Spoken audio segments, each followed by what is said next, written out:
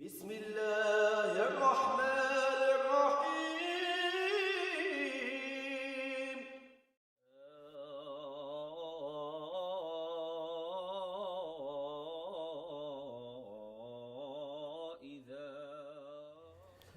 بسم الله الرحمن الرحيم والحمد لله رب العالمين والصلاة والسلام على سيد المرسلين وعلى أصحابه وآله أجمعين. In the name of God, the all-merciful, the most compassionate, all praise belongs to Him, and we ask Him to send peace and prayers upon our Prophet Muhammad, upon his family and his companions. This is part 2 of Shaykh Hamza Yusuf's lecture on how to read a book. I want to first welcome everyone for coming here to the Zaytuna Library, or for being with us online or after the fact on YouTube perhaps. Part 1 was delivered last Wednesday. If you haven't had a chance to see it, I highly encourage that you take a look at it online. One of the many benefits we could take from what Shaykh Hamza mentioned last Wednesday was the importance of being present and active in reading, and indeed in everything that we do. And so it's here that I emphasize the importance of us all just being present and active in this talk today. Whether you're here present or watching it after the fact online or watching it live streamed right now. First of all, presence. If there's something else on your mind, if you're working on something else, have homework, have food in front of you, or if on your mind is homework or food or a conversation you just had with someone, put it all aside and let us be present in what's about to be said and really engaging with it and thinking about it. Also being active. If you don't already do so, if you don't already have so in front of you, please take a notebook and write down ideas you have in which you can apply the things that Shaykh Hamza is about to say, and ideas that you have in terms of applying these things towards and implementing them in the rest of your life. Also, consider being active with Zaytuna. We couldn't do this, have talks like this, make videos like this, if it weren't for your support. So please keep us in your prayers, help us with financial support, and then also consider applying or encouraging others to apply to Zaytuna College. And thank you for everyone who's been supporting us throughout our whole time here at Zaytuna. Without further ado, Shaykh Hamza Yusuf. All right. Bismillah ar-Rahman ar-Rahim. وصلى الله على سيدنا محمد وعلى آله وصحبه وسلم تسليما كثيرا والحمد لله رب العالمين.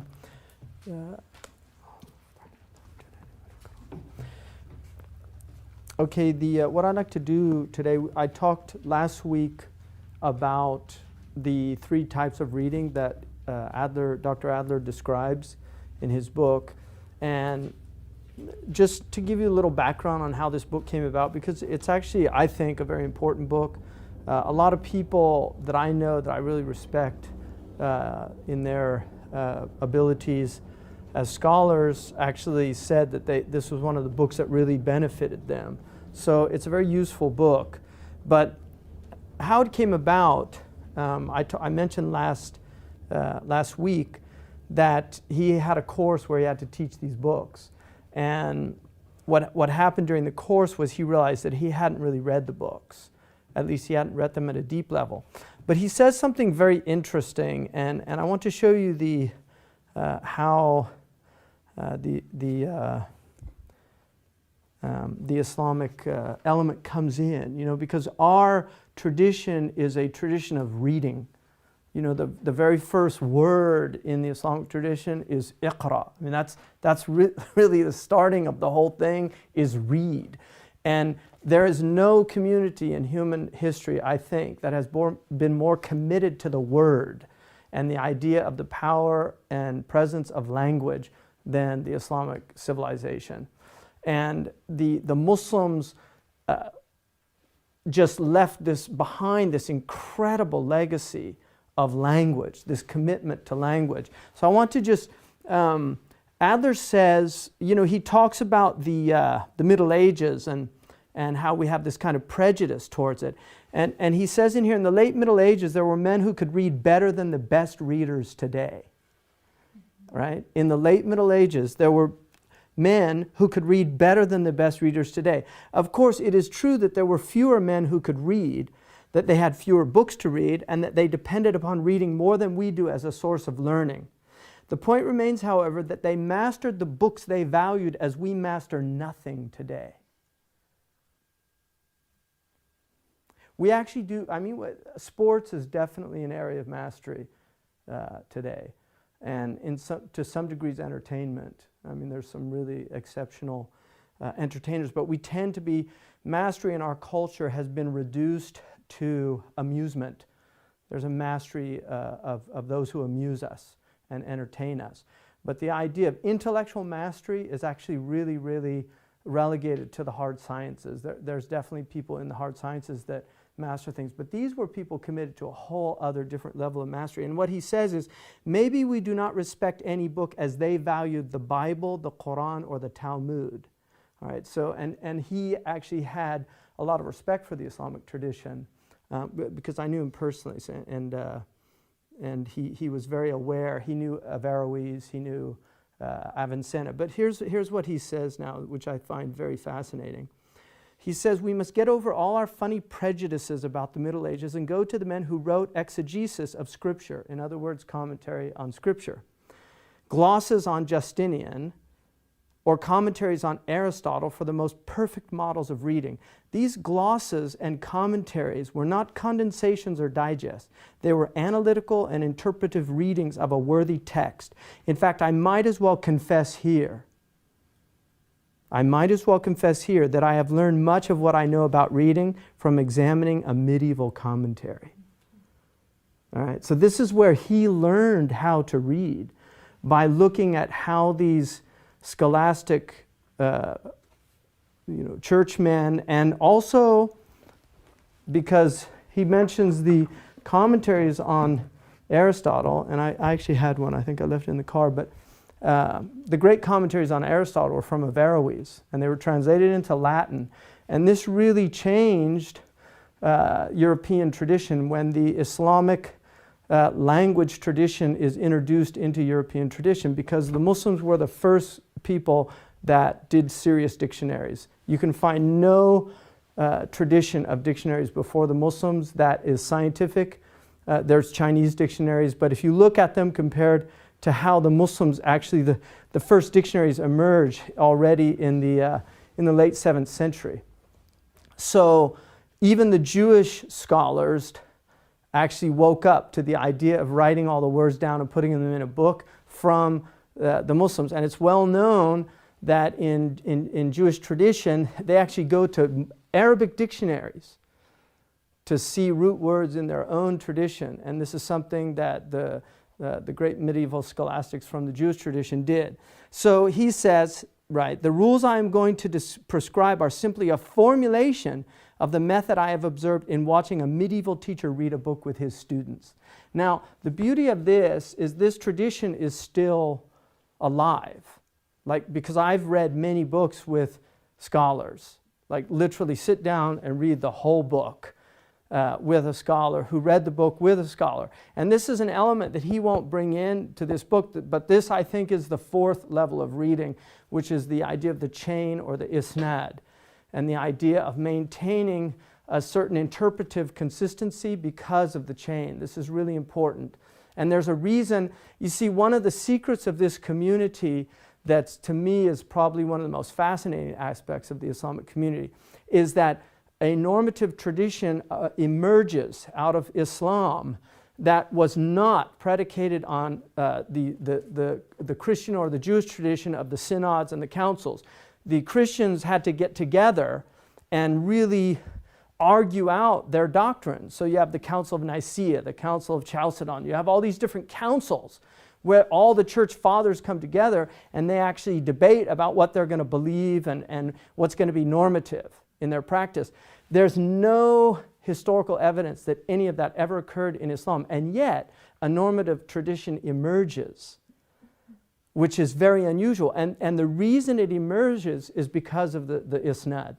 You see, this is the secret of this community. And our scholars have said this, that the isnad is the secret of this ummah, is the idea. that you have these chains. And that's why you see the Quran. Why is there no difference of opinion about how the Quran is recited? Why is it that the Shia, and all the variants of Shia, so the Ibadi, the Khawarij, the Maliki, Hanafi, Shafi'i, the Zaydi, all of them read the Quran with the same makharij. They all agree. There's 17 makharij. They agree on the 5 points of articulation. They agree that on the huruf al-halq, you have Hamza, Ha, you have Ha and Ain, and then you have Kha and Ghain. Why do they agree on those points of articulation? Then they agree on the sifat. I mean, why is that? There's no difference of opinion about these things, even in the variant readings. And this is because of the isnad, because the same people taught in each generation, and they assured a consistency of transmission, right? So one of the things about reading books that deal with very, very complicated things, that there's so much room for misinterpretation. So when you bring in the interpretive element, and you see, if we look here, right, and this is a book I know pretty well. This is a book interpreting the hadith from an accepted Imam Abdul Ra'uf, Muhammad Abdul Ra'uf al-Munawi, right? So when we go to a hadith, إذا استيقظ الرجل من الليل وأيقظ أهله وصليا ركعتين كتب من الذاكرين الله كثيرا والذاكرات. If a man wakes up at night and then he gets his wife up and the two of them pray 2 rakats, it will be written for them that they're from the people who remember God a lot, men and women, all right? And then he tells you who it's from, and that it's from Abu Huraira radiallahu anhu, and then he tells you, and also Abu Sa'id al-Khudri, and then he tells you that it's a sahih hadith. He gives you an ishara. Now if you go down, he says, إذا استيقظ الرجل من الليل أي انتبه من نومه من الليل أو في الليل أو ليلا فمن تبعيضية أو بمعنى في. قال الولي العراقي يحتمل أنها للابتداء الغاية من غير تقدير وهذا معنى التهجد عرفا فإنه. See, this is a tradition. All those things have meaning. So he's saying, in other words, انتبه, like he استيقظ انتبه. He enters into consciousness after being unconscious. من نومه من الليل أو في الليل, from part of the night or in the night or at night. So he gives all these different possibilities using these adverbs and prepositions. So it could be adverbally, it could be using the preposition for partitive, right? A part of the night, right? And then he says, or it could be bima'na fi. So he's saying min al-layl could be, it could mean here fi, it could mean a part of the night, right? So, and then he says, al-Wali al-Iraqi says, ويحتمل أنها لابتداء الغاية. It's probable that it's for ibtida al-ghaya, because you can have min al-ibtida. So now he's saying the min here could mean fi, it could mean partitive, so it could be adverbial, in the night, it could be partitive, or it could be the from of outset. In other words, I began, ataytu min Mecca, I came from Mecca, from the outside of. So here he's exhausting the linguistic meanings. He's saying, look, all these meanings are possible in this preposition. He's teaching you how to read with all the ambiguities that language has. He's exhausting the possibilities. This is a type of reading.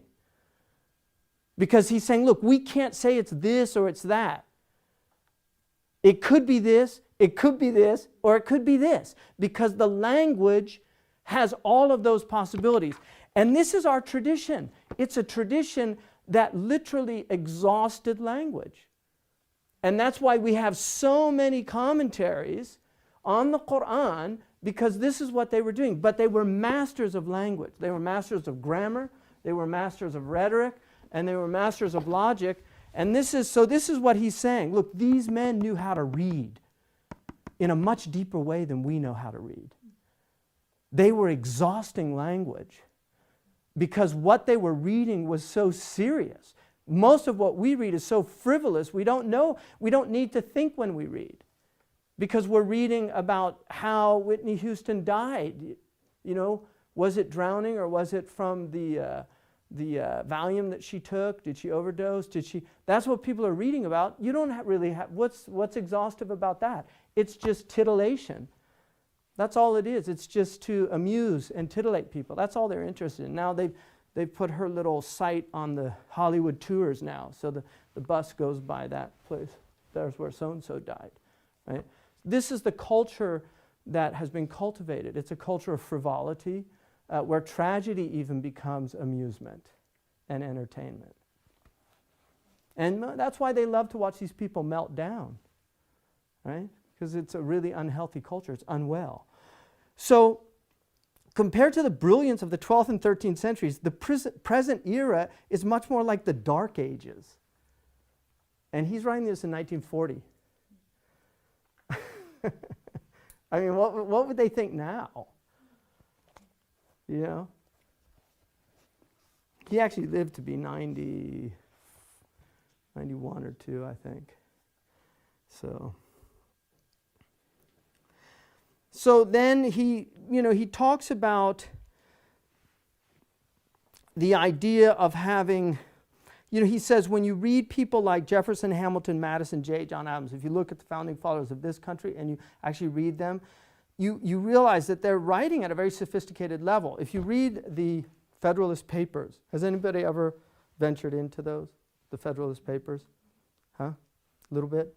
The Federalist Papers today are considered extremely hard reading for the average American, right?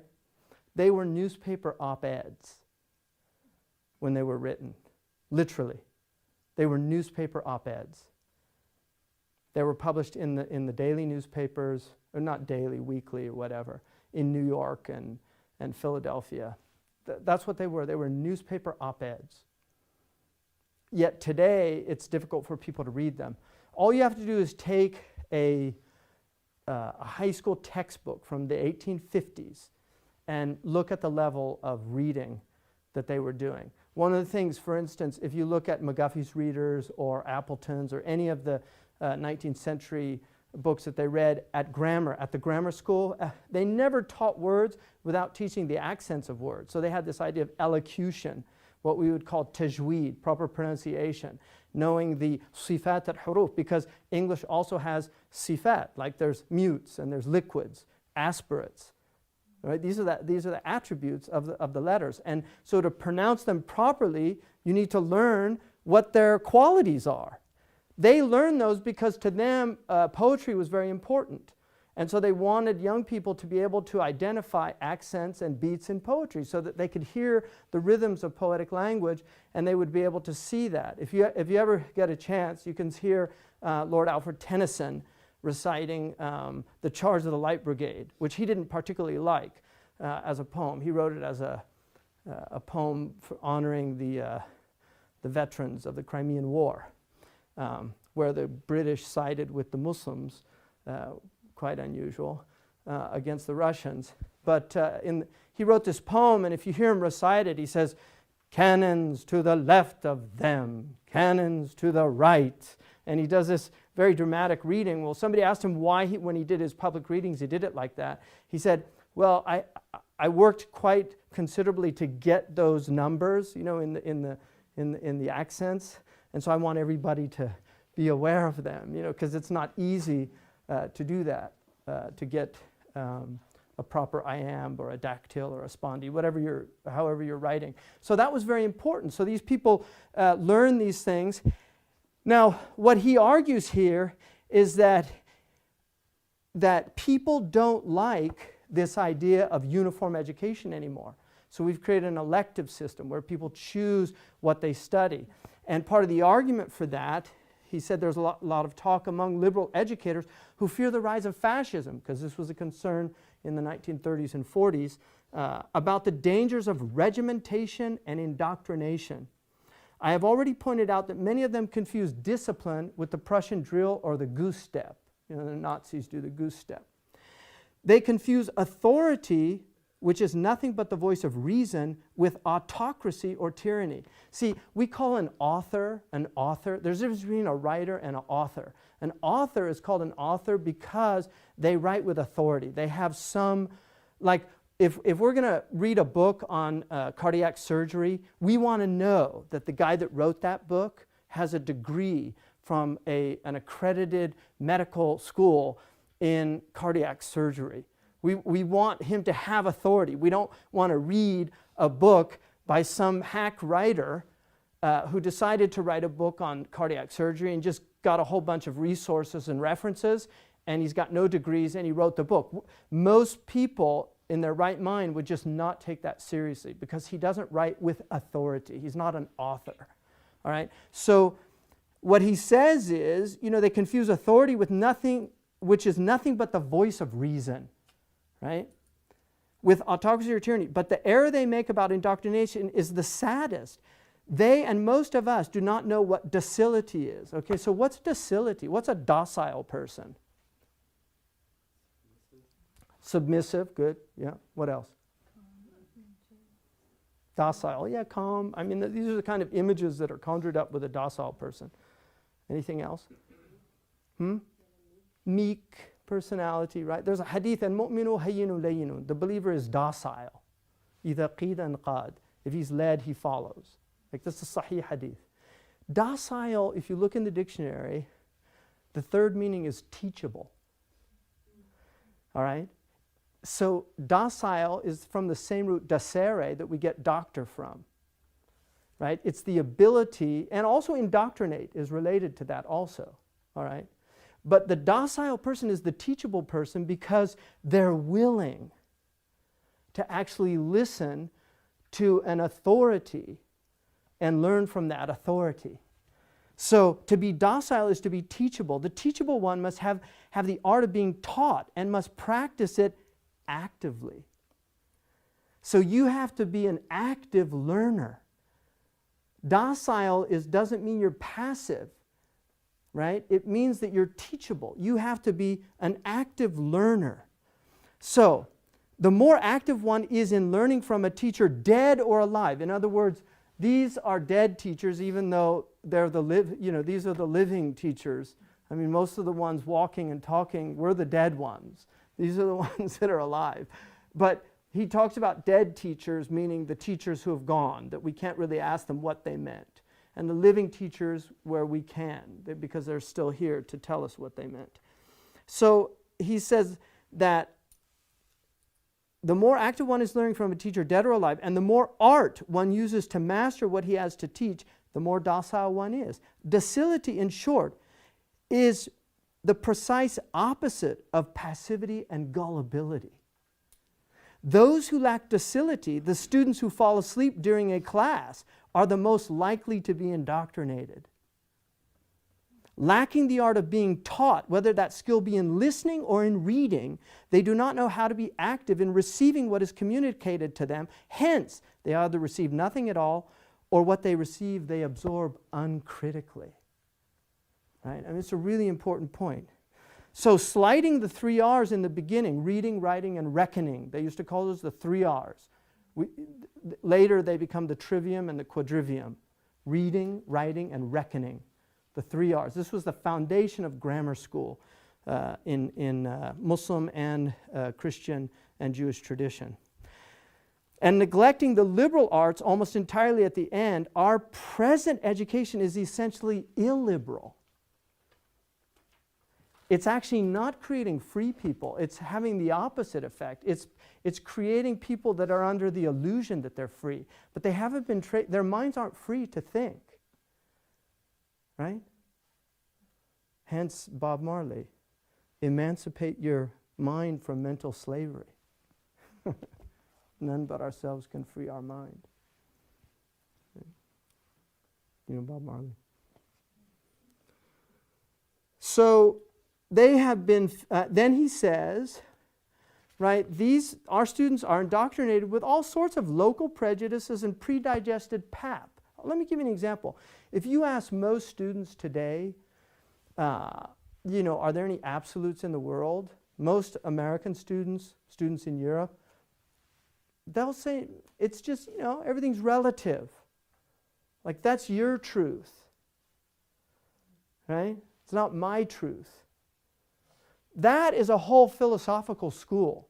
They don't know where it came from. They don't know how it entered into the DNA of our culture. But it's actually a philosophical school. And it's been around since the ancient Greeks. Socrates was dealing with these people. It's not new. It's not new. I mean, that's who Socrates is fighting in all the dialogues, in the Socratic dialogue. He's fighting those characters that say it's all relative. We've got people all over now saying it's all relative. The irony of that statement is that it's an absolute. You cannot say there are no absolutes without stating an absolute. It's one of the ironies in philosophy. So what he's saying is, they have been fattened and made flabby for the demagogues to prey on. Hence people that are standing behind these demagogues with holding up signs saying yay for them. And they're just demagogues. They're not making any sense. They're not making rational arguments. I mean, if you want a rational argument about foreign policy, the single most rational argument about foreign policy that I can see is the one that Ron Paul consistently makes. And yet everybody just relegates him to kookdom. He's just saying, look, if you go around bombing people, they're going to get angry. Right? And they say, no, it's just because they hate us. They hate our freedoms. Well, Scandinavia is freer than America. Right? They're not bombing Finland. Right? Seriously, it's just a kind of rational argument. But people aren't taught to think critically. They're not taught to think critically. It's rah, rah, rah. And so this is what he's talking about, the resistance to specious authority, authority that's not real authority. Even when the doctrines they impose are sound democratic ones, the schools fail to cultivate free judgment because they have forsaken discipline. They leave their students open to the opposite indoctrination by more powerful orators. So the sophists come in and they sway people because people aren't taught to think critically. And one of the best ways to learn to think critically is to actually learn the tools of thinking critically, which are not easy. It takes time and effort to learn them. All right? So ours is a demagogic rather than a democratic education. So he's saying we have more demagoguery going on in our schools than a democratic education. There's more indoctrination going on. The student who has not learned to think critically, who has not come to respect reason as the only arbiter of truth, right? We have reason and revelation, but our tradition has been committed to epistemological realism, to this belief that there are arguments, there's reality out there that can be discernible, that can be argued for. The Quran uses rational, there's a book Imam al-Ghazali wrote, which is called Qustas al-Mustaqim, which is showing that the Quran is using rational arguments. It's giving us arguments and saying, here, look, did you think of this? Did you think of this? And telling people to use their intellects, to reflect, to think. But don't fall back. Quran is constantly, don't fall back on tradition. Don't say, oh, well, this is what we found our fathers doing. No, what if your fathers were fools? Did you ever think of that? So the Quran is challenging people constantly to think critically. The student who has not learned to think critically, who has not come to respect reason as the only arbiter of truth in human generalizations, who has not been lifted out of the blind alleys of local jargons and shibboleths, will not be saved by the orator of the classroom from later succumbing to the orator of the platform and the press. To be saved, we must follow the precept of the Book of Common Prayer, the Anglican, High Anglican Church. Read, mark, learn, and inwardly digest. Right? When you read your scripture, read, mark, learn, and inwardly digest. Understand what's on. So anyway, I want to look at, I wanted that as a preface. Now I want to look at the idea, going deeper into the idea of the first type of reading, which is a structural reading, understanding the skeleton of a book. Now, one of the things he says you have to do is, the first rule, you have to determine what type of book you're reading. And you would be surprised at how few people can actually do this.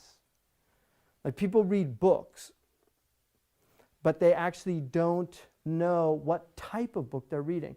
Now, one of the helps in modern publishing is they usually classify the book on the back now. All right? So that's a help because it tells you what category. But he says the fundamental, you have to, he talks about different types of reading. One of them is reading for amusement. And most of the opiate literature out there, all these magazines and Time and Newsweek and all these things that are out there, that's what people read them for. It's a kind of entertainment. Even the news generally is become entertainment, right? So that type of reading is a very superficial type of reading. And then you have also, you have a type of reading that is for enjoyment, which is related to the amusement, but less so. But you can read like literature. Now there's different types of literature. You have high literature and low literature. A lot of people don't like those distinctions anymore because we're in an age of leveling. But there actually is high literature and low literature.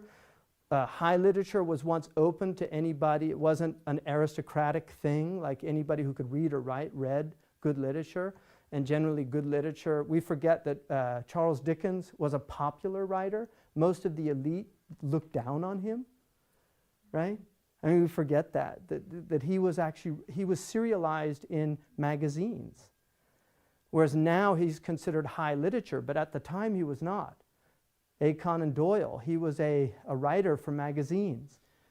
And now it's considered kind of a high literature because the writing was so much better at that time. So if you look, you can read a book, like for instance, Moby Dick is, you're just not going to read that for, I mean, some people will enjoy it, but it's a hard read. So there are books, even when it came out, people had a hard time with it. But there are books that are narrative works of imagination, like for instance, Anthony Trollope. He's a famous British writer. He actually outsold Dickens, but he's less known than him today.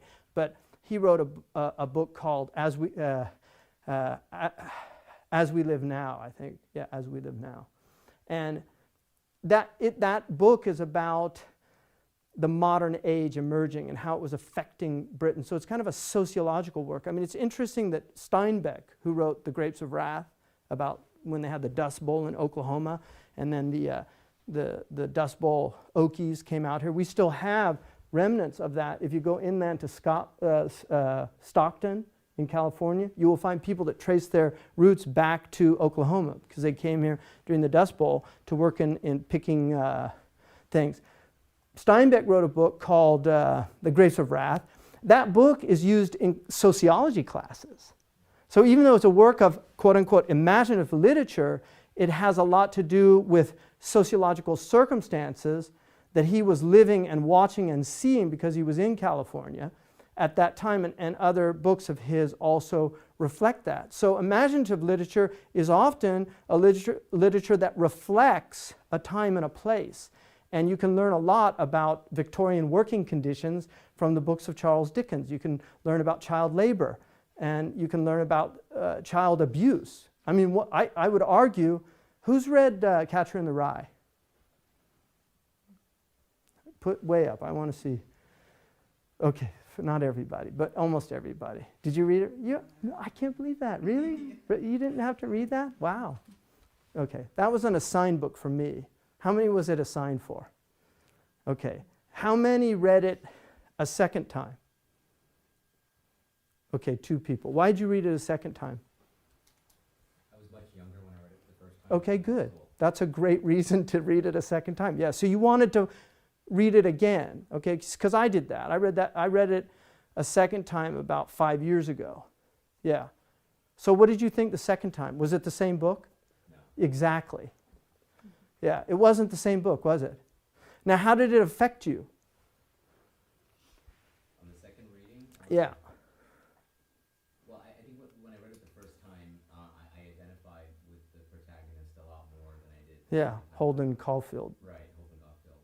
And so the second time I found myself almost more aligning myself with sort of more of the authoritarian figures. Okay, great, interesting. Yeah, no, that's fantastic, yeah.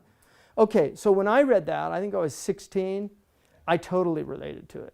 Like everything was phony to me. I got Holden. Like I literally, I felt we could have been best friends. I went to prep school, so I know that world that he was in very well.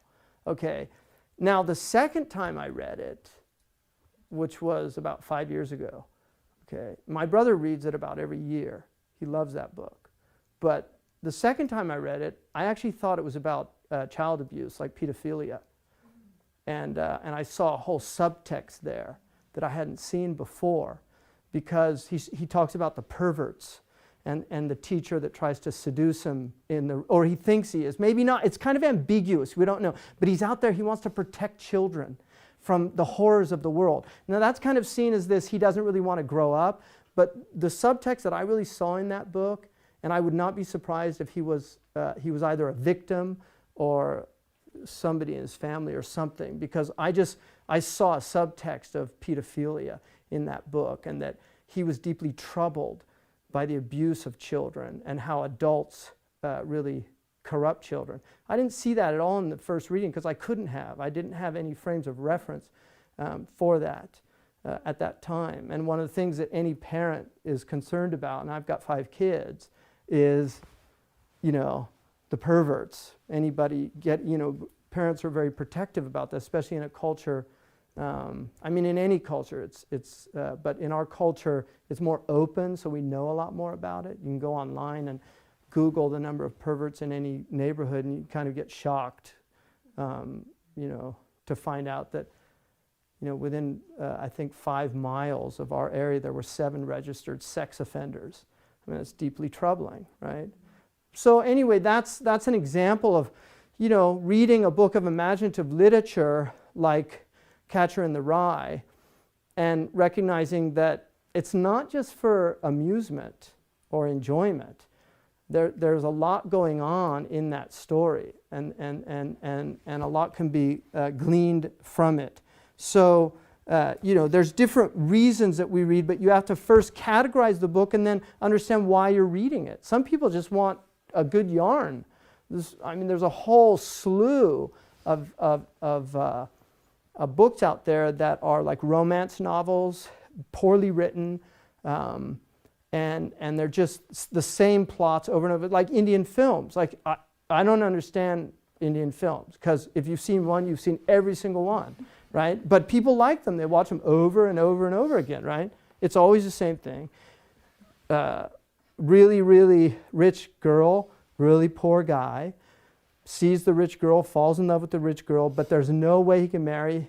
But then in the end, it find out he's actually a prince that was, kidnapped when he was a little kid, and so he's actually can marry her, and something like that. They're all around those things. But there's a lot of books that follow those. In fact, every really romance is about that. Boy meets girl, boy falls in love with girl. There's all these obstacles to getting to girl. In the end, boy gets girl. That's a common motif. And that's why there's writers that have written books about there's only 36 plots, narrative plots. Mm-hmm. And are you sure you didn't watch the same movie again and again? I'm just kidding. I've only seen 2 Indian films.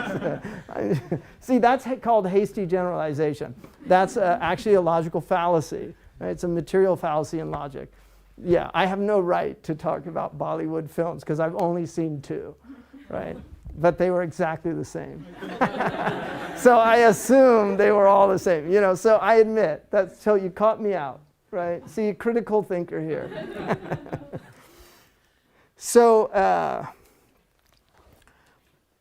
now then, see, once he in this book, if we look at how he's set his book up, the structure of the book, the first is the activity. So you can learn a lot from the table of contents. A lot of people, oddly enough, don't read tables of contents. They don't even read the preface or an introduction. In an expository book, novels don't have preface or introduction unless it's a classic, and then later on some scholar writes some introductory article of why you should read that book. But when they're first published, they don't.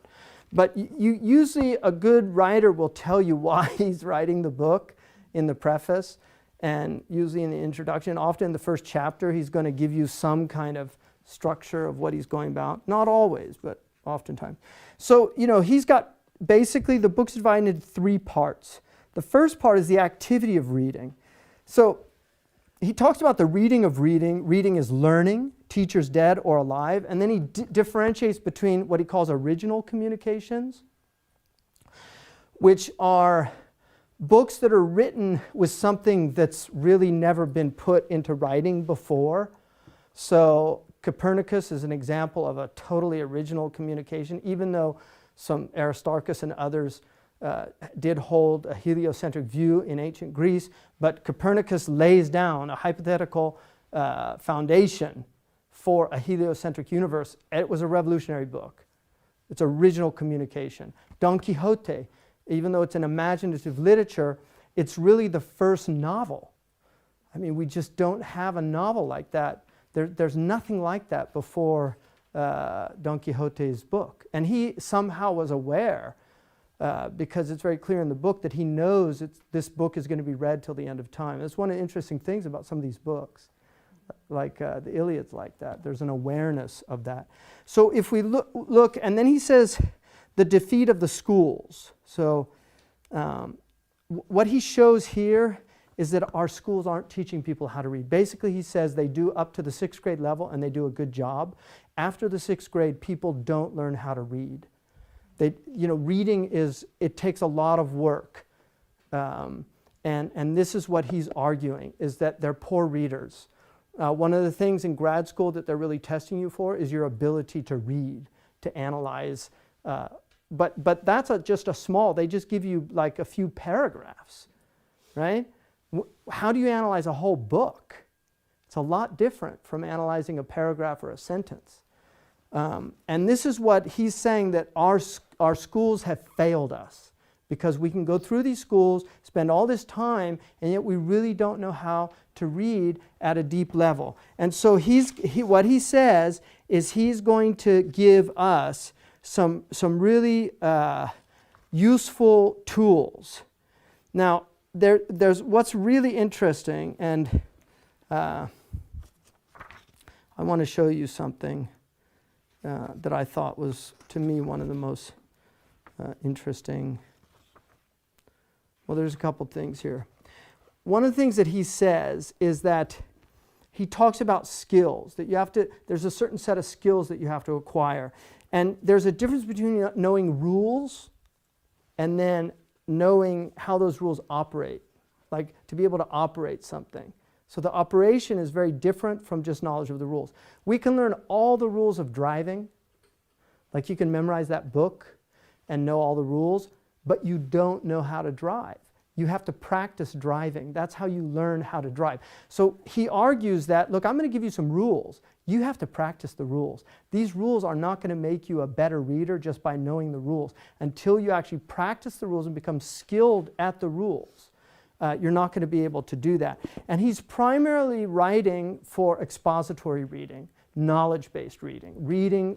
And this is what a lot of what you're going to be doing here and what you have been doing is expository reading. Reading where you're reading to learn something, grammar, fiqh, theology, history, whatever it is. That's what you're reading. And that's why this book is incredibly useful to get better at that, better at the retention, because when you do this work, people say, oh, I read, but I don't remember what I read, because they didn't read. If you actually read a book like he's suggesting, trust me, you will remember the structure of the book. You'll remember what the book was about, all right? So he says that any art or skill is possessed by those who have formed the habit of operating according to its rules. In fact, the artist or craftsman in any field differs thus from those who lack his skill. He has a habit they lack. You know what I mean by habit here. I do not mean drug addiction. Your skill in playing golf or tennis, your technique in driving a car or cooking soup is a habit. Right? And habits, I mean, he's an Aristotelian at root, Adler. He loved Aristotle and he knew him very well. And Aristotle talks about the habits that are inculcated. Like virtue is a habit, you habituate yourself. And the Prophet ﷺ this is also our school, because the Prophet said, إِنَّمَا الْعِلْمُ بِالتَّعَلُّمِ. Knowledge comes through the hard work of acquiring knowledge. Ta'allum in Arabic is from the tafa'ul root, which is for difficulty. Yatakallaf. When you use that, I mean, it could be other things. It could be to avoid something. Yatajannab. But tafa'ala in Arabic, that form is the form of doing something with difficulty. Tahammala. See, hamala means he carried, but tahammala, he bore something, like it was difficult. Tahammalahu, that's different from hamalahu. Hamalahu could be easy, he carried. But when you say tahammala, he carried with difficulty. So the Prophet said, إِنَّمَا الْعِلْمُ بِالتَّعَلُّمِ. Knowledge is acquired through difficulty. You have to learn, and learning is not easy. It's not an easy thing, but it's incredibly rewarding. I mean, this is the beauty of knowledge. It's a rewarding thing to learn. Abu Hanifa said, if the kings knew the pleasure we were in, they would come with their armies to steal it from us. Right? Really, the pleasure of discovery. Wajada, to find something in Arabic means to become ecstatic. And to discover something and to learn something is an incredibly enriching experience. And so he says there's no other way of forming a habit of operation than by operating. That is what it means to say one learns to do by doing. The difference between your activity before and after you formed a habit is a difference in facility and readiness. See, you can do something in the beginning with difficulty, and you're not really prepared to do it, but as you acquire the habit, it becomes easier and easier. Anything you learn, most of you probably learned some sport. In the beginning, it's very difficult. It's hard to throw a football.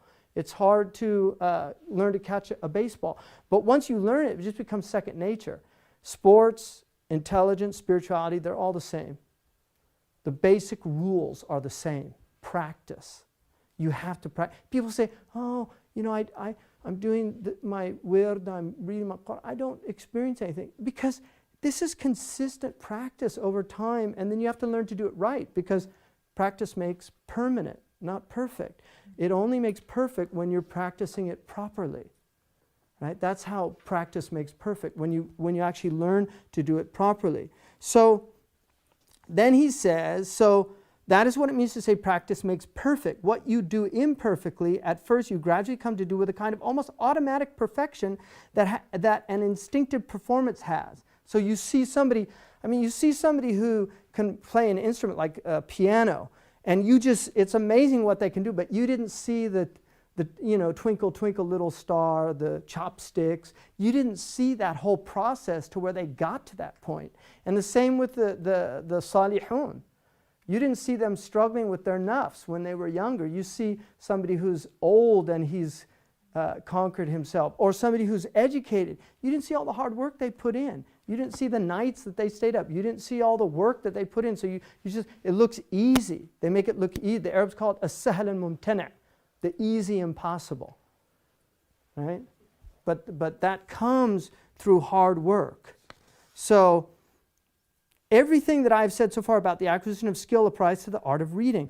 There's only one difference between reading and certain other skills. To acquire any art, you must know the rules in order to follow them, but need not in every case understand the rules. So for instance, if you drive a car, you don't have to understand how the car works to be able to drive it. You just know that you have to put a key in, you turn the key, or now they have different things, you just get in and push the button. But you have to know these things, but you don't have to know how that electricity goes and the computer inside, all those things. Whereas he's saying with reading, it's not true. To understand the rules is to know more than the rules. Right? You have to know the principles underlying those rules. All right? So, now, to understand the rules of reading perfectly, you would have to know the sciences of grammar, rhetoric, and logic with consummate adequacy. And this is where the biggest failure of our schools has come. They don't teach people grammar, rhetoric, or logic. This is the trivium. Because the art of reading can only really be mastered if you have some skill in these essential arts of learning how to read. Right? Power. Art comes from a root word. Army is from the same root word. Right? It's power. The liberal arts are the arts that free you up to use your mind without the obstacles that are naturally there. So grammar, we don't teach grammar. People don't know what conditional sentences are. They don't know what adverbs really do. Right? so people can speak and they can read, but because they don't know these in any deep way, they'll never be able to read difficult works with any seriousness. And that's why this is what they knew. All of this incredible legacy is based on mastery of these fundamental skills. These were called al-ulum al-ala in our tradition, the instrumental sciences. They were the sciences of instrument. They enabled you to do something. And the most important thing was understanding. So he says it would take a book 10 times long to expound the sciences which make the rules of reading and writing intelligible. Now most of you, I would say everybody in this room, has some level of grammar because you can read and you can write and do these things. And you also have some level of logic, because to be human is to be logical. I mean, that's humans do things based on reason. There's a reason why, I clip my nails because it's sunnah, but I would clip them anyway because, I don't want my nails to catch on things. So there's a reasoning behind most of what we do, right? We reason things through. So humans by nature reason. It's part of our nature. But learning the rules of reasoning is a whole other level. Because when you learn the rules of reasoning, and then also you learn how sloppy reasoning works, how fallacies work, right? How, if you learn like poisoning the well, that's a material fallacy. If you know how that works, when you see a politician throwing mud at another politician, you don't believe him just because he's saying that, because that's poisoning the well. It's a type of fallacy just to simply believe that so-and-so is wrong because Newt Gingrich said he's wrong, because he has an agenda when he speaks ill of that other person. So a critical thinker is just not going to believe that. He's going to find out for himself whether this is true or not, right? So it helps, you can protect yourself from these things. And then he says, but what happens to many logicians and grammarians? They spent their life studying the sciences, but they can't read or write. So you can learn the sciences really well, but you still don't really know how to apply them. So it's like learning the rules, but not how to operate with those rules. All right? So now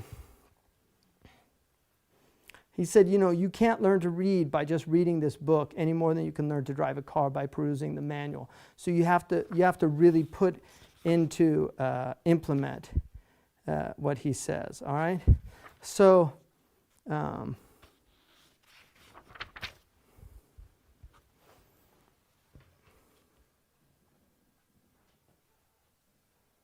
now one really nice thing that he says here, he says we should assume that the author is intelligible until he's shown otherwise. Not that he is guilty of nonsense and must prove his innocence. And the only way you can determine an author's guilt is to make the very best effort you can to understand him. So that's important charitable reading, that we should assume that a writer is telling the truth before we assume that it's just false. But we have to understand him to make that judgment. Now, he talks about the second part 2 is called the rules. And this is where he gets into the rules. And this is really important. He says, if something is worth reading at all, it is worth reading at least 3 times. All right? Now, for me personally, just to let you know, there's books that I've read just several times. There's books that I go back again and again. And a great book is a book that is inexhaustible. And the one, obviously, for us, the greatest book is the Quran. And that's why the best thing that you can do, khairul a'mal, right? The best of actions is beginning the Quran, ending it, and then beginning it again. It's continually reading the Quran because it's always going to open you up to new insights. The Quran, I've been reading Surah Al-Waqi'ah for just years. You read it every day. I still find stuff in there. And it's just like, whoa, I never thought of that, So you can read something that has a lot of meaning again and again. But he says, lest you become unduly alarmed at the demands that are going to be made on you, let me hasten to say that an expert reader can do these 3 readings at the same time. All right? Now, but they are strictly speaking three in manner. To be well read, each book should be read in these three ways each time it is read. All right? So now, then he talks, and this is really important for you as students, he talks about something that experimental psychologists know about learning a complex skill, because learning how to read is a complex skill. Learning how to play tennis is a complex skill. Learning how to play a musical instrument is a complex skill, right? If you learn piano, you have melody, right? You have melody, you have bass, right? And then you have chords, you have harmony, right? So you've got, and then you got rhythm. You have to learn all these things, and initially you can only learn one at a time. But once you master that skill, the skills become one. Now this is really important, so here what he says. There's a beautiful book called Mastery, which I read years ago by George Leonard, and he talks about the same thing, and it really helped me. He talks about three types of people, of learners. They're what he calls the dabblers, the hackers, and the masters.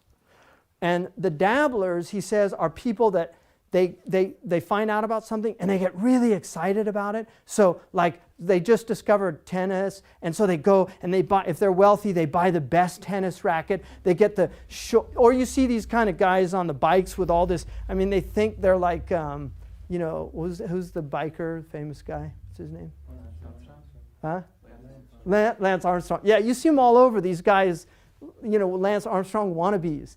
You know, like they've got the shirt, even with the corporate sponsors, you know, and you know, he's out there with his pot belly just on the weekend, but he's like, it's, you know.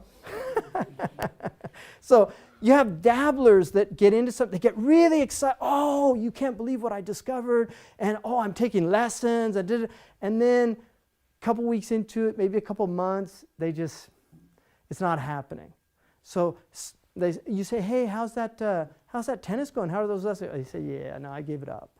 But I can't wait to tell you about the latest thing you know, and then he's into another thing, right? So that's the kind of, you know, the dabbler. And then there's the hackers. And these are people that learn to do something to a certain degree of skill, right? So they get reasonably good at something, different levels of it. Amateur people that just, you know, they have the same game, they go out and they play, they enjoy it, and they've learned a certain level, like a golfer who golfs about 90 every time.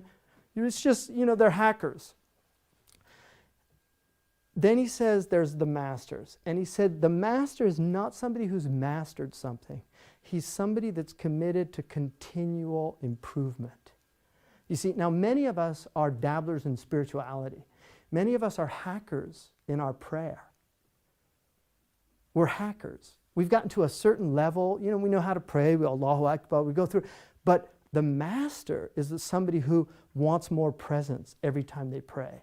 They're committed to constant improvement in their practice. When they read, they want to become better readers. They want to have more understanding. And this is, you know, this is the path of mastery.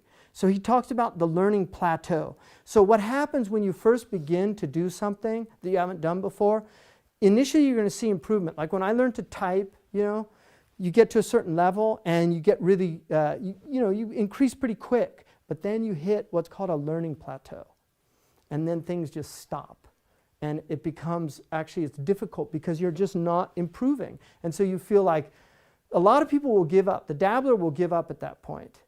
The hacker will wait it through, and then they'll move to the next plateau. Now what they discovered about learning plateaus is these are actually the periods when you're learning. This is even though it's the most difficult time, you're learning during this time. And that's where the jump comes from. Do you see? So, and exercise is like that. You know, you'll start exercising. Initially, you'll start seeing changes in your body, but then it stops. And then it's like a couple months and nothing, and then something changes, right? It's the same thing. Everything's like that. These are the sunan in creation. And so, the rule that every bit of practice makes a little more perfect appears to break down in these learning plateaus. The learner gets off the plateau and starts to climb again. The curve which records his achievements again shows steady progress from day to day. Plateaus are not found in all learning curves. but only in those which record progress in gaining a complex skill. All right? So now this is, I mean, I just really think this is so amazing because there's so much in this statement. So I really want you to think deeply about this here. Knowing that the plateaus in learning are periods of hidden progress may prevent discouragement. So when you're feeling like, no, I'm not going anywhere, knowing this, that you're on a learning plateau, will keep you going. Persevere. Keep pressing on. Just keep going. Because you're going to have that jump again. Like in your Arabic, you know, I'm just doing this thing and it's just not happening. And then one day, suddenly something clicks. And let me tell you something, this is the God's honest truth. I read certain books for years and it just suddenly something clicked with it.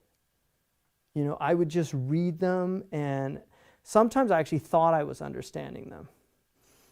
But certain books, they just clicked for me. Writers, they just, you know, there's certain writers that are really difficult in the Arabic tradition that I just found easy to read, but it didn't come immediate. It was hard work. And that's what you have to remember, that this really is hard stuff. So now the beauty of the beginner's mind in Zen, you know, the Zen have a tradition about the beginner's mind. The beauty of the beginner's mind is that the beginner is very conscious of everything when they're first learning something. And that's why a lot of people are self-conscious. And that's why you'll never learn to speak a language if you're self-conscious. I mean, when I first learned Arabic, I would talk to any Arab, and I didn't care how I sounded. I really wanted to learn the language. You have to be willing to make those mistakes. But if you've got that, you know, I don't want to look silly or I don't want to make those mistakes, you just won't learn. So being willing to make mistakes, when you read, you're going to make mistakes in reading Arabic. You can't care. You just read. It doesn't matter. That's how you're going to learn. So now listen to this. Higher units of activity are getting formed even if they do not increase one's efficiency all at once. The multiplicity of the rules indicates the complexity of the one habit to be formed, not the plurality of distinct habits. Did you get that? Okay. The multiplicity of the rules, right? The fact you've got a lot of rules, the multiplicity of rules indicates the complexity of the one habit to be formed, not the plurality of distinct habits. All right? So in other words, he uses the analogy of tennis. If you're learning tennis, you have to learn how to serve. So that's one thing you have to learn. And you have to do that separate from learning how to work a baseline or learning how to do a forehand or a backhand, right? So the backhand, there's a certain thing they'll teach you, how to hold the racket properly. And then each one of those are separate things. But the act of playing tennis is one habit. A tennis player knows one thing, and that thing is tennis. Do you see? Even though it's made up of these different things, but those different things are not separate habits. They're all part of one habit, all right? So, now, this is really interesting to me. The parts acts, coalesce, and telescope as each reaches the stage of automatic execution. In other words, it all starts to come together and telescope when you begin to master this thing. It becomes one thing, right? When all the subordinate acts can be done more or less automatically, you have formed the habit of the whole performance. Then you can think about beating your opponent in tennis or driving your car to the country, because when you drive, you're doing all these separate things that when you first were learning to drive, they were all separate things that you had to think about. You know, the car behind or at the side, and the brake pedal and the clutch and it's all these. But once you learn how to drive, you don't think about these things. It's coalesced into one thing. This, to me, is the most significant thing in this whole book. This is an important point. At the beginning, the learner pays attention to himself and his skill in the separate acts. When the acts have lost their separateness in the skill of the whole performance, the learner can at last pay attention to the goal, which the technique he has acquired enables him to reach. It's Tawheed. You see, everything is indicating Tawheed. Allah has made a world where everything you do appears to be separate, but the reality of it is there's nothing separate. وَفِي كُلِّ شَيْءٍ لَهُ آيَةٌ تَدُلُّ عَلَى أَنَّهُ وَاحِدٌ. Abu al-Atahiyya said, in everything is a sign indicating divine unity. You see, these are signs. It's all moving to unity. Everything we're doing is moving to unity, a unity of understanding, of perception, until you can see everything. This whole thing is being held together by one unified power. The whole thing, all at once. Allah has this whole thing being held together by one unified power. His qudra, His ilm, and His irada. That's the whole thing. And so everything that you're learning in life is all moving towards this understanding when things coalesce. When you enter in, one of the things, sports is an interesting metaphor. I read a beautiful book called All Things Shining, where they really use sports as a metaphor for this, because one of the few things our culture really acknowledges is excellent in sports. But one of the things about a great moment in sports, when a pitcher is having a perfect game in baseball, you know what happens to the team? You know? Nobody talks to him.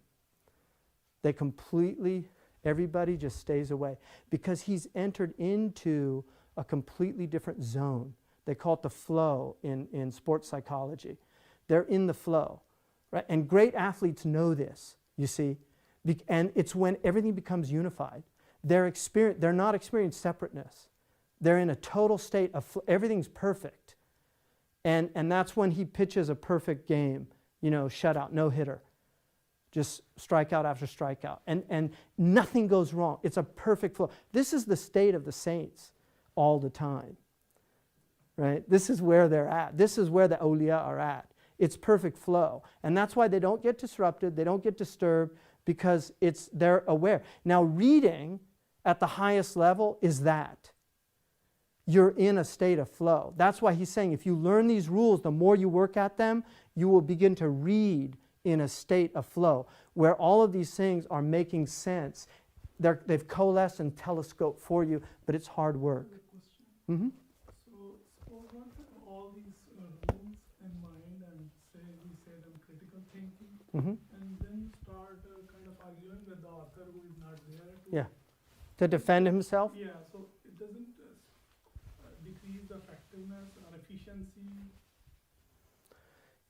Look, the critical reading is a third level. It's a very high level of reading, because, and Mutanabi, one of my favorite quotes of Mutanabi is كم من عيب قولا صحيحا وآفاته من الفهم السقيم. How many people find fault in what they're reading, and the fault is in their own understanding.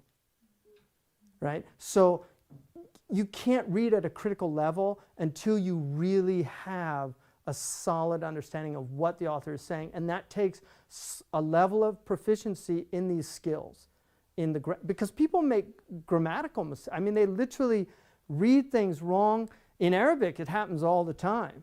They think something is mansub and it's marfu'. It changes the meaning completely. Or they think the min is for tab'id and it's for ibtida. That happens all the time. That's why our scholars exhausted these possibilities. What time? How long have we been going? 7:15. Okay, so let's do the poem, because I really want you to get this stuff, so I don't mind taking time with it. I was going to show you a couple books, but let's do the poem. Okay, what I want you to do, this is a Robert Frost poem, and I want you to, again, just read the poem. Can we put it up on the...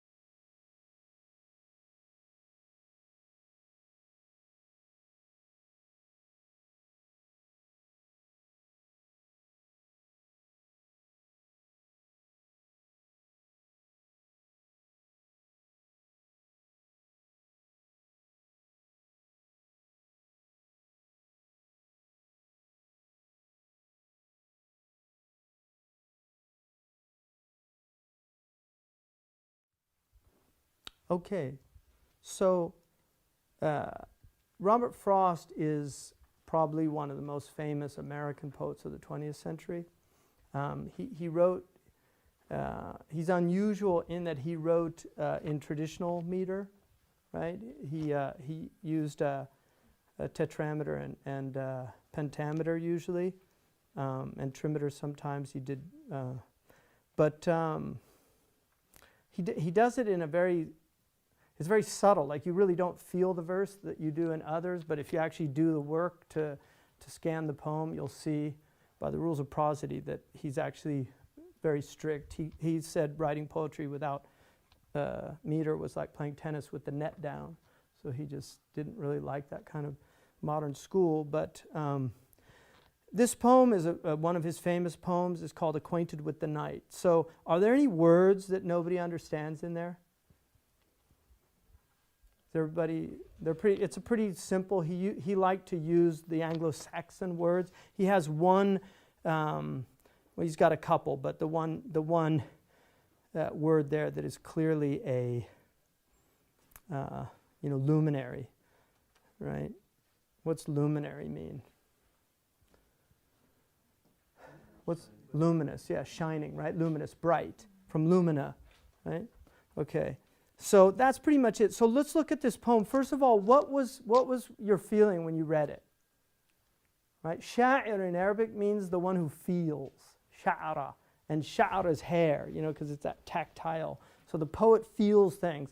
And feeling is very important with poetry, how it gets you.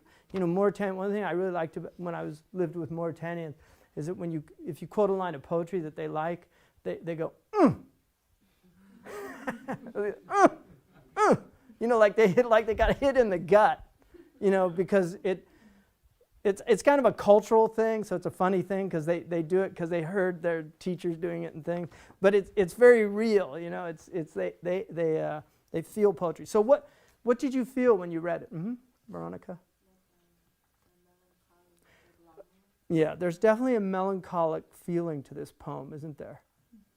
And he uses some words there that evoke a melancholy state, a sad state, right? Like walking out in rain. It doesn't sound like singing in the rain, because he walks out and he walks back in rain. I mean, there's kind of a, it didn't get bright and the sun didn't come out. So there's definitely, and he's got sad in there, drop my eyes. That's what we do when we're sad or depressed. We kind of drop our eyes, and then he actually looks down the saddest city lane, right? So what else?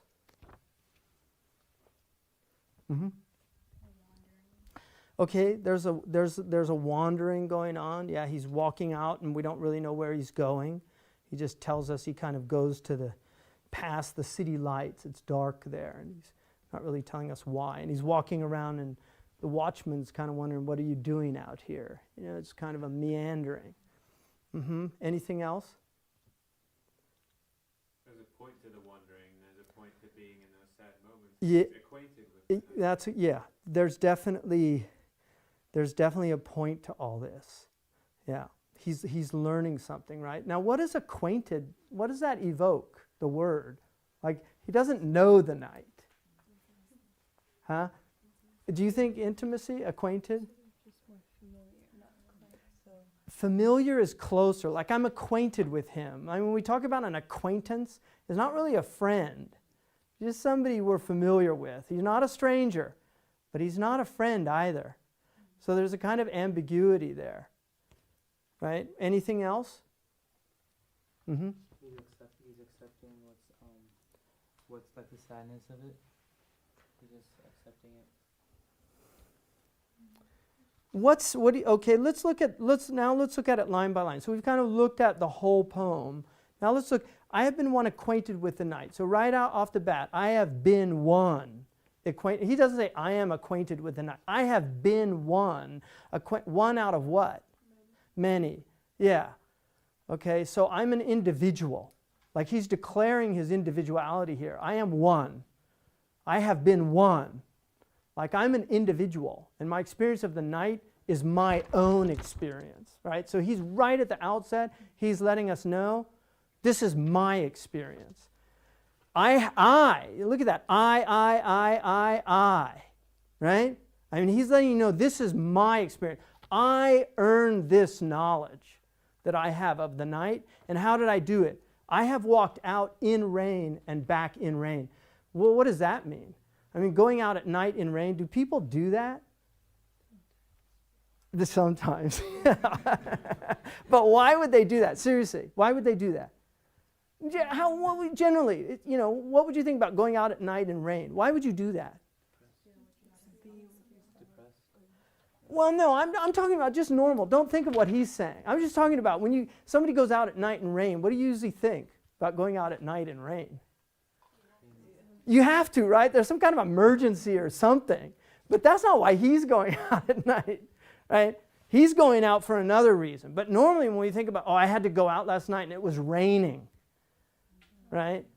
So he's saying, look, I know the night, like I've gone out even when it's raining. I'm acquainted with different types of nights, even when it's raining, when other people wouldn't go out, right? So I have walked out in rain and then back in rain, right? I have outwalked the furthest city light. What does that mean? You left the city? Hmm? You left the city? Yeah, but what's it? I have outwalked the furthest city light. He's gone into the darkness. I wasn't content to experience the night when there was still light. I've gone out into the dark. I've outwalked the furthest city light. Right? Now, I have looked down the saddest city lane. I mean, what is that? First of all, what is that saddest city lane? Can city lanes be sad? Can they be sad? For the poet, right? He's sad. Look, so lanes can evoke sadness, right? But he's personifying now. So he's giving the city lane the personification, right? He's anthropomorphizing a city lane by telling us it was a sad city lane. Not only sad, he's using the superlative. I have looked down the saddest city lane, like a ghetto, right? What does that evoke? Some horrible, desolate place, derelict houses, right? And all of our cities have this, don't they?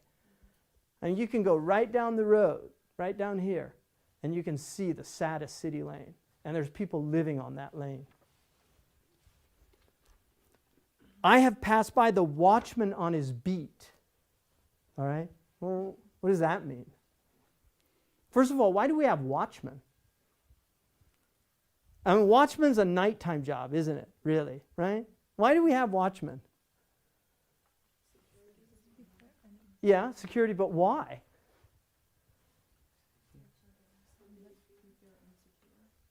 Yeah, why do you feel insecure in the night? Huh? It's dark, right? What do people do in the dark? Yeah, things they wouldn't do in the light, right? So I've passed by the watchman on his beat. His beat. I mean, it's interesting, his beat, because he's on his beat, right? But he'll also beat you if you try to do something, in what he's watching. So, and drop my eyes unwilling to explain. What is that? Shame, exactly. Yeah, it's shame, isn't it? Like he dropped his eyes. Like the watchman shows up and he dropped his eyes. Why did he drop his eyes?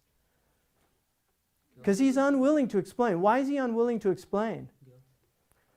Guilt would be one, but why is he unwilling to explain?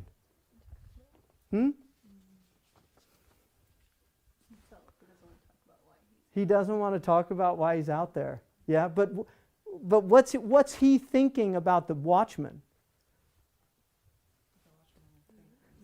Okay, yeah, the watchman's going to suspect him. Like, what are you doing out here at night? Because you should be at home in your bed, right? So the fact that there's a watchman is because people do nefarious things at night. And he drops his eyes, unwilling to explain, because what is that thing that happens when the policeman shows up and suddenly, like every time I come in through the border, they make me feel guilty. I don't know why. I'm just like, I haven't done anything, but that guy scares me because he makes me feel like I've done something wrong because where have you been? He starts questioning me. Like, where have you been? Who did you see?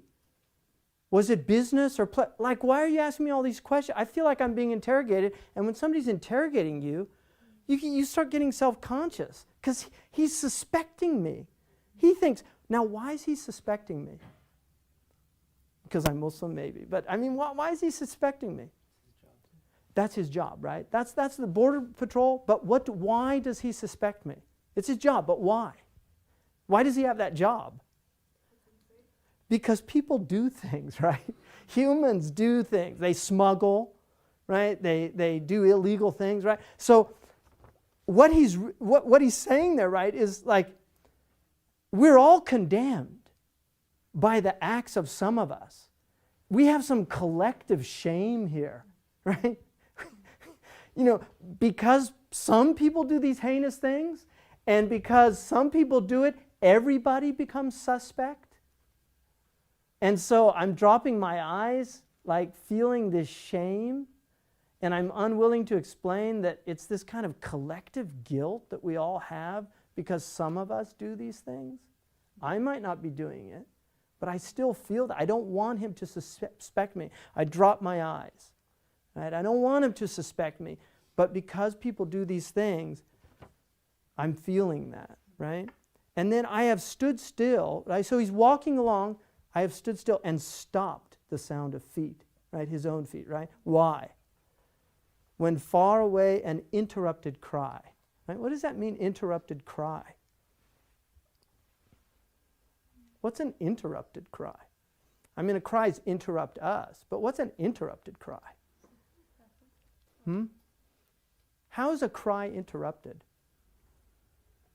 It's stopped, isn't it? So like somebody's, ah, and then suddenly it stops. That's a little spooky, isn't it? Have you heard somebody screaming and suddenly the screaming just stopped? You stop and you're like, what just happened? And he's going to tell us, but not to call me back or say goodbye. It wasn't that kind of cry. Goodbye, Robert, or Robert, come home. It was a blood-curdling cry because dark things happen at night. People are killed at night, right? Murders happen, robberies, all these things happen at night. Okay, now he's on the terrestrial plane. Now what's he do? And further still, at an unearthly height. Something now is changing, right? What's he doing now? He's looking up, right? So he looks up, and what does he see? Right? What does he see? Yeah, he doesn't really tell us. He gives us some hints. It's luminary. It's one, so it could be the moon, but it's one what? A clock. It's one clock, and a clock has many parts, right? It's got hands, it's got the numbers, it's got, so, and this is the thing about poetry. This is my interpretation. You're free to have your own, right? Because that's the beauty of poetry. For me, because I know his poetry reasonably well, and I know for a fact that he was very familiar with the stars, and he writes, stars come into his poems a lot. Like he's got poems about Orion kind of going over the fence, out watching Orion leap over his fence. So he knew that time, and he spent a lot of time at night walking those lanes. He knew that the night sky is a clock. Like I learned this when I went to the Sahara. So he looks up, and what does he see? One luminary clock against the sky, right? So suddenly that darkness is penetrated by what? By light, okay? So he sees the light at night. And what does that light proclaim? Because it's a clock. And what is a clock? It tells time. Nighttime, we call it nighttime and daytime. So there's two experiences of life on earth, right? The Quran talks about Allah made the night and the day khilfatan, like they alternate.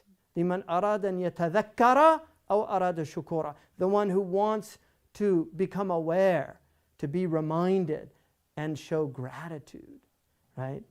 So what does he say? And further still, at an unearthly height. So we're in the celestial realm. He's left the earth now of sad city lanes and interrupted cries and watchmen looking for criminals.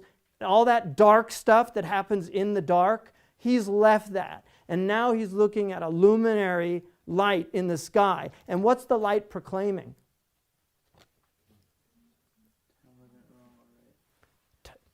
Proclaimed. That luminary clock against the sky proclaimed the time is neither wrong nor right. What does he mean? Musab, what's he mean? What does he mean neither wrong nor right? What's wrong and right? First of all, what is that? What's that demarcation? It's a moral demarcation, right? Wrong and right is about morality. Now, who are the moral beings on this planet? Humans, right? Animals, if the lion eats you, you don't say it's an immoral lion. It's a hungry lion, and you just happen to be there. You can't impose. The lion has no moral agency because it doesn't have free will. It's an instinctual animal. It's acting on instinct. But humans act, right? They act based on moral agency. And so what's he telling us about what the heavens are proclaiming? What's he telling us? What's the heaven proclaiming? What's he realizing looking up in the heavens?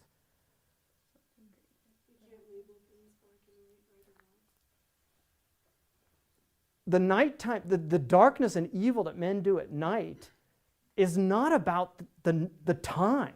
It's not because it's nighttime. That's not what's wrong with the night. What's wrong with the night is us. We're what's wrong. The night's just neutral. It's what you do in the night that's going to determine whether the night is a good night or a bad night, right? Those are what humans do in the night. But he's saying, I've seen something else about the night. The night's much deeper than all this darkness. There's stillness at night. There's tranquility at night. There's peace at night. There's clarity at night. There's unity at night. There's all these other things. Time is neither wrong nor right. Right? It's what we do in time that makes it wrong or right. Right? I have been one acquainted with the night. Right? Anyway, that's one way to look at it. There's other ways, you know. It means that the observer is responsible to decide that what is right and what is I don't think it's because that would be like relativism. I don't think he's talking about relativism. I think to me, what he's saying is by looking up at the heavens, what the heavens are declaring, those lights in the night, what they're declaring is it's not the time. It's, you know, the sadness of that city lane at night, the trouble that the rain causes at night, the watchman looking for criminals at night, that blood-curdling cry that's interrupted that we hear at night, that's not, you know, that's not what makes the night. The night isn't wrong or right. It's what humans do that makes it wrong or right. The night is something stunning. It's something beautiful. We shouldn't be afraid of the darkness of the night. It's something to be acquainted with. There's power in the night because in the night the stars come out. In the night we can look up and see.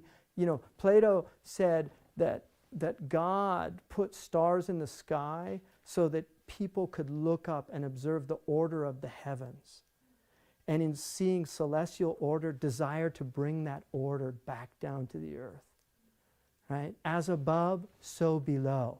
He's watching the perfection of the night in the skies, and it obliterates those imperfections that we see here.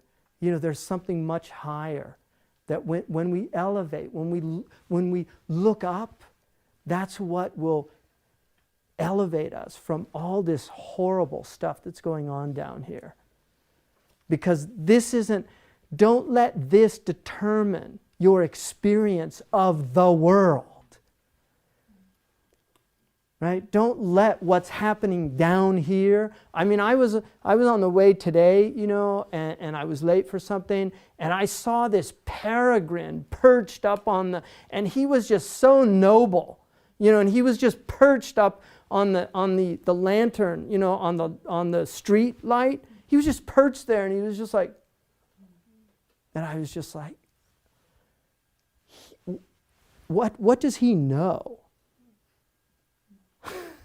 You know, what does the falcon know, right? What does he know? He knows he's amazing. I'm not a sparrow. I'm not a blue jay. He knows. And you can see it in him, like just the way he looks around. He has, all the other birds, they're scared. They're all running around, little thing, they fly off. He doesn't. He's just like, I'm at the top here. I know I am. That, you know, humans are something amazing, right? Humans are amazing. And you can look at all that darkness out there and you can decide that, oh, the world's wrong. But look a little higher. Elevate your head. You'll hear something proclaimed from the heavens. Time is neither wrong nor right. It's what you do with your time that makes it wrong or right. Yeah. Anyway, great. Any, Going back to your poem, because when he uses the word acquainted, I mean, it seems like he's more than acquainted. He's got intimate knowledge. You know, Yeah. It seems like the night that he's talking about is not like that night with the moon and the sky. He's talking about this kind of. He has intimate knowledge with the darkness, that human side of the night, but he's acquainted with that celestial. He sees another side. That's excellent. Great insight, Rashida. Because that I totally agree with you on that. That the acquaintance is not with the saddest city lanes. He knows those intimately. It's not with the watchman. He knows that intimately. It's not with the interrupted cry. He knows those things intimately. What he's acquainted with is something much deeper. He knows it's deep, but he's only acquainted with it. Yeah, good, excellent. Mm-hmm. There's a question online about the trivia. Uh-huh. If you can provide some advice on how someone can be more familiar with the Okay, I would say, first of all, to learn, grammar in the scholastic tradition did not just mean rules of grammar, it also meant literature. One of the things that all of our ulama had to learn was Jahili poetry, because poetry teaches you the nuances of language. Poetry is very ambiguous, and there's reasons for that. And if you want to read Revelation, the best way to learn how to read Revelation is to learn the poets, because they're really going to help you understand that Revelation. And this is why we didn't teach him poetry, and it wouldn't be appropriate because they're too close. They're too close. Revelation and poetry are too close. Because real poets are inspired, and we all know that. That's why we honor them. Right? I mean, a real poet is there. Where did it come from? Like, where did they get those ideas? Where did that come from? Because we can't do that. Most people cannot do that. So the poet's somebody that, if you really understand language, you're in awe of great poets. And Revelation is not poetry by any means. And they can't be compared in that way. But what Amir Abdul Qadir al-Jazairi says in Tanbih al-Ghafil, he says the reason they accuse the Prophet of being a poet is because of the similarity that Revelation has with poetry. It's language that, I know this means something. What does it mean? There's so much in it. It's pregnant with meaning. And you can exhaust yourself trying to understand the meanings, right? Just to finish, so, I would say that grammar, you really need to study. I mean, Arabic is a great language for grammar because you really have to know grammar to be able to read Arabic. That's not the case with English. It's a much easier language to read without knowledge of the rules of grammar, but you will lose a lot by not knowing what prepositions really mean. You'll know, if you don't know that adverbs, that they modify. He runs swiftly. You have to know what that's telling you about how he runs. And a lot of it we just know intuitively, but to understand the mechanics of it will really help you have a deeper level. So, I think grammar is really important. Rhetoric, in Arabic tradition, you have three stages of learning rhetoric, learning, tropes and figures, learning what they call muhassanat al-kalam, the ma'ani, like alliteration and antithesis and all these techniques that are used, internal rhymes and things like that, jinas, what's called jinas. Learning these things helps you understand the power of language. It also enables you to write better and to speak more effectively. But logic is to me, logic is foundational, because logic gives you such a precision. And the only people in our culture that still study traditional logic to a certain degree are lawyers. And unfortunately, a lot of them learn, not all of them, there are a lot of good lawyers. So my brother's a lawyer, he's very honest. And so I'm not going to rag on, it's only about 99.9% of them. But there is that, lawyers do learn logical fallacies, they learn, but mastering, logic is basically three things. It's understanding, right? It's judgment, and it's reasoning. These are the three acts of the mind. Understanding, which is called tasawwur in Arabic, is to be able to conceptualize something and really understand what it is. And that has to do with definitions and terms, like a term, understand. And he'll talk about that, coming to terms with the author, to know what they mean. In classical adab al-bahth wal-munadhara, and in classical scholastic tradition, anybody, while you were talking, could demand that you define the term. They used to say, distinguo, what do you mean by that? We have people now talking about democracy. What do you mean by democracy? What do you mean? What does that mean, a democratic government? There's people who don't realize that democracies can be tyrannies. Because a democracy and a tyranny they're two separate descriptions about government. Democracy tells you who rules, and tyranny tells you how much power they have in their rule, right? So you can have a democratic tyranny, right? You can elect tyrants. So knowing how to distinguish between terms is really important. And then judgment is about propositions, making declarative statements. All men are created equal. That's a proposition. The terms in there are men and equal, right? Propositions have two terms. All men are created equal, right? So the terms there, men created and equal. Created there already assumes a creator. Equal is a mathematical metaphor being used in a sociological sense, right? Because equal is about math.